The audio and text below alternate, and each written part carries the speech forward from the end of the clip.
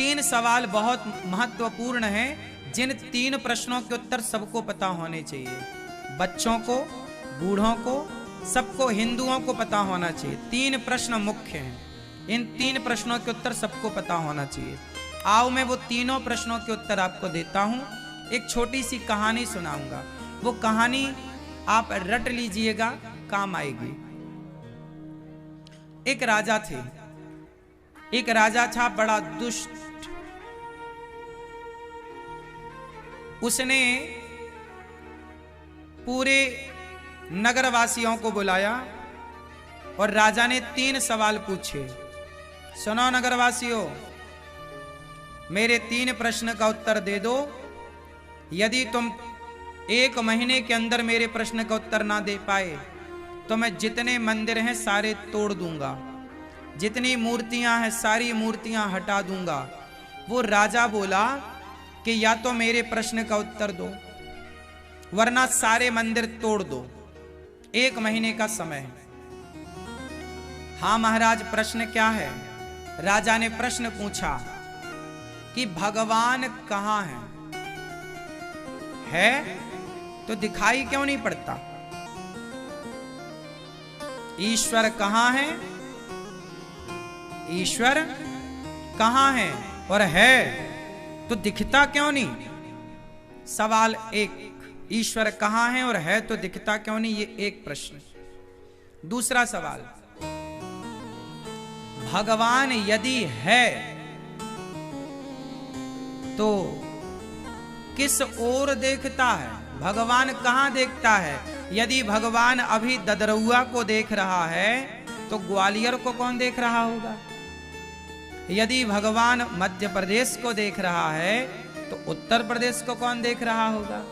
यदि भगवान भारत को देख रहा है तो अमेरिका, लंदन, जापान को कौन देख रहा होगा? ईश्वर किस ओर देखता है? तीसरा सवाल, तुम्हारा भगवान अभी इस समय क्या कर रहा होगा? अभी 12:30 बजे के लगभग ईश्वर क्या कर रहा होगा, बताओ। ये 3 सवाल राजा ने प्रजा से पूछे। जाओ 1 महीने के अंदर उत्तर लेके आओ, वरना जो तुम पूजा पाठ करते हो ना मंदिरों में, ये सब तुम्हारा ढोंग है, पाखंड है, मैं सारे मंदिर तोड़ दूंगा। अब तो सारी प्रजा घबराई, सारे संत घबराए, सारे भक्त घबराए। सब संतों ने, विद्वानों ने राजा को संतुष्ट करने के लिए सभा लगाई कि महाराज उत्तर हम दे रहे हैं, सुन लो। सबने अपने अपने तरीके से उत्तर दिए कि भगवान है, जैसे कण कण में ईश्वर समाया है। भगवान नहीं दिखते, जैसे हवा नहीं दिखती ऐसी भगवान नहीं दिखते। राजा बोले नहीं, मैं ये तर्क नहीं मानता। हवा नहीं दिखती, भाई हवा को हम महसूस तो कर रहे हैं। भगवान नहीं दिखते, क्यों नहीं दिखते बताओ? यदि हैं तो दिखना चाहिए। अब बहुत लोगों ने बहुत तरीके से समझाया राजा को, लेकर राजा इतना दुष्ट, मानने को तैयार नहीं। कोई तर्क ना चला किसी का। सारे भक्त लोग रोने लग गए, साधु लोग परेशान हो गए कि बड़ा दुष्ट राजा मिला है, सारे मंदिर तोड़ देगा। आज महीने का आखिरी दिन था, आज आखिरी सभा लगी। राजा ने कहा कि मेरे 3 प्रश्नों का उत्तर किसी ने नहीं दिया, मैं संतुष्ट नहीं हुआ। आज सूर्य अस्त होने के बाद से मंदिर तोड़ने शुरू कर दिए जाएंगे। राजा ने घोषणा कर दी। अभी भी 8 घंटे का समय है जब तक सूर्य अस्त नहीं होता। दिन भर में कोई उत्तर दे दे तो मैं संतुष्ट हो जाऊं, ऐसा उत्तर देना। अब सारे भक्त रोने लगे। समझाएं तो समझाएं कैसे? जैसे समझाएं वो समझे ही ना, कोई तर्क माने ही ना, कोई बात मानने को तैयार नहीं। तब एक भक्त रोने लगे। एक बड़े भक्त थे, गृहस्थ संत थे, घर गए, रोने लग गए। उनकी बेटी ने पूछा कि पिताजी आज आप रो क्यों रहे? तो बेटी बोली पिताजी क्या हुआ आपको? मैंने पहली बार आपकी आंखों में आंसू देखे। वो भक्त रोने लगे, बेटी हमारा जो राजा है बड़ा दुष्ट है। वो कहता है कि भगवान है तो दिखता क्यों नहीं? उसके प्रश्न का कोई उत्तर ना दे पाया।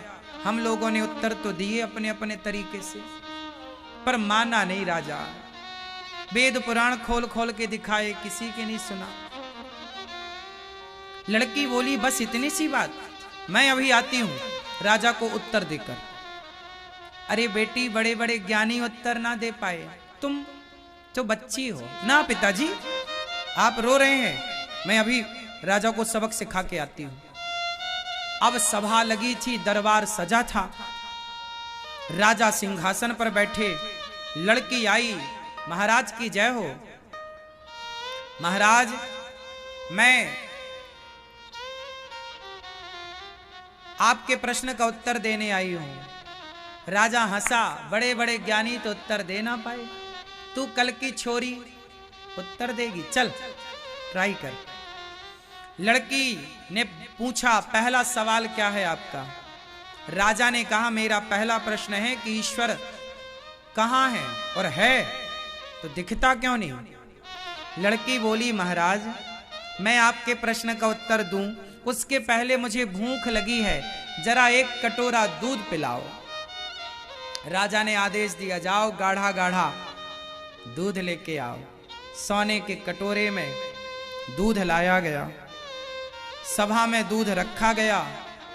लड़की ने उस दूध की ओर देखा और लड़की ने सवाल किया राजा से, महाराज ये बताइए कि कटोरे में आपको क्या नजर आ रहा है? राजा बोला कि दूध।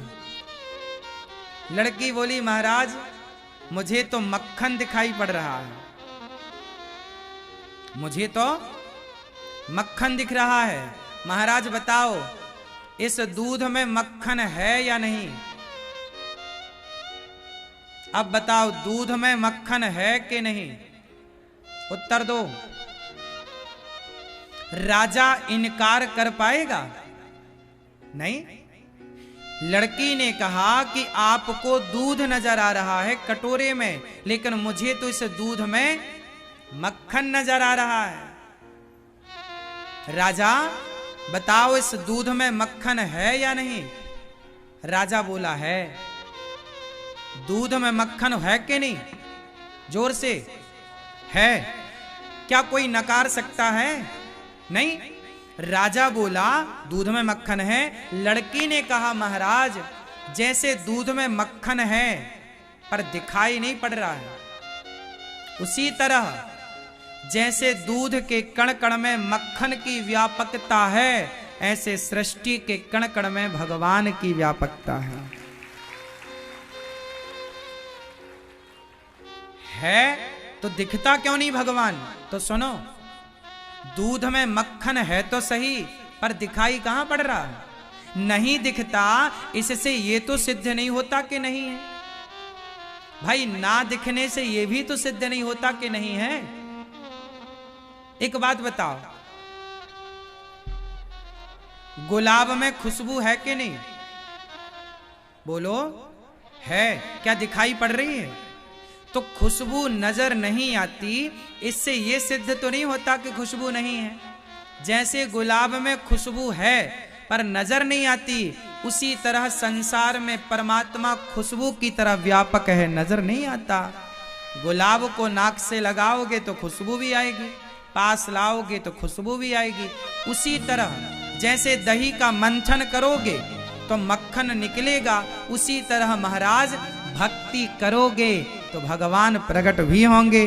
जैसे दही मंथन से मक्खन प्रकट होता है, ऐसे भक्ति से भगवान प्रकट होते हैं। ये बताओ महाराज समुद्र में नमक है कि नहीं? उत्तर दो। समुद्र की प्रत्येक बूंद में नमक है कि नहीं? क्या दिखाई पड़ती है? जैसे समुद्र की प्रत्येक बूंद में नमक व्याप्त है, उसी तरह सृष्टि के कण कण में परमात्मा व्याप्त है। महाराज जैसे समुद्र से नमक निकालने का एक प्रोसेस है, एक प्रक्रिया है। किसान लोग क्या करते हैं, समुद्र के जल को एक खेत में भरते हैं, कुछ दिन भरे रहने देते हैं तो नमक नीचे जम जाता है, फिर वो पानी छोड़ देते हैं, नमक निकाल लेते हैं। उसी तरह जैसे समुद्री नमक को निकालने का एक तरीका है, एक प्रोसेस है, उसी तरह महाराज भगवान तो व्यापक हैं, उन्हें देखने का एक तरीका है। बताओ, बैक्टीरिया कोरोना वायरस को किसी ने अपनी आंखों से देखा? बोलो, नहीं दिखा। इसका मतलब ये तो नहीं है कि कोरोना था ही नहीं। कोरोना था, वो दिखता भी रहा, पर माइक्रोस्कोप से दिखता था। एक मशीन होती है, सूक्ष्मदर्शी यंत्र, माइक्रोस्कोप से उसे देखा जा सकता है। जैसे यंत्र के द्वारा बैक्टीरिया को देखा जा सकता है, ऐसे राम नाम के मंत्र के द्वारा परमात्मा को भी देखा जा सकता है। राजा चुप रहा। लड़की ने इतने सारे साक्ष्य रख दिए, इतने सारे उदाहरण रख दिए कि राजा एक भी उदाहरण को गलत ना बोल पाया। अब राजा चुप। लड़की ने बोला, महाराज बताओ, पहले प्रश्न से आप संतुष्ट हुए कि नहीं? राजा बोला, हां। जैसे दूध में मक्खन है पर नजर नहीं आता, ऐसे भगवान हैं पर नजर नहीं आता। नजर आने के लिए दही का मंथन करो, ऐसे भगवान को देखने के लिए भक्ति करो। प्रश्न दूसरा, अभी भगवान किस ओर देख रहे हैं? ददरहुआ की ओर देख रहे हैं कि ग्वालियर की ओर, के यूपी की ओर, के एमपी की ओर? बताओ, भगवान किस तरफ देखते हैं? बोलो, किस ओर देखते हैं? उस लड़की ने कहा, महाराज एक दीपक जलाइए।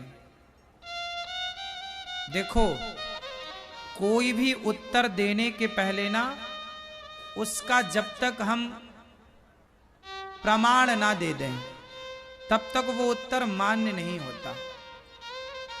इसलिए आपसे मैं कहता हूं कि अपनी बात इतनी सटीक करो कि कोई तुम्हारी बात को काट ही ना पाए। दीपक जलाया लड़की ने।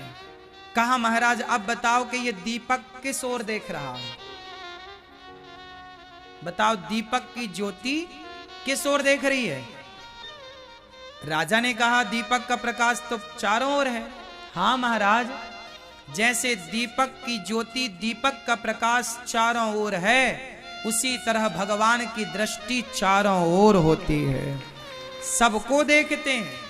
एक ही टाइम पर परमात्मा सबको देख सकते हैं, सबको सुन सकते हैं, क्योंकि भगवान बिनु पग चलहि सुनहि बिनु काना, कर बिनु कर्म करहि विधि नाना।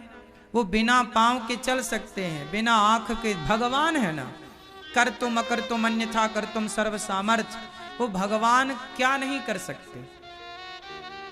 राजा संतुष्ट था। अब तीसरा प्रश्न, तुम्हारे भगवान इस समय क्या कर रहे हैं? लड़की बोली, महाराज ये बताओ कि प्रश्न पूछने वाला बड़ा है कि उत्तर देने वाला? राजा बोला कि उत्तर देने वाला गुरु होता है, प्रश्न पूछने वाला शिष्य।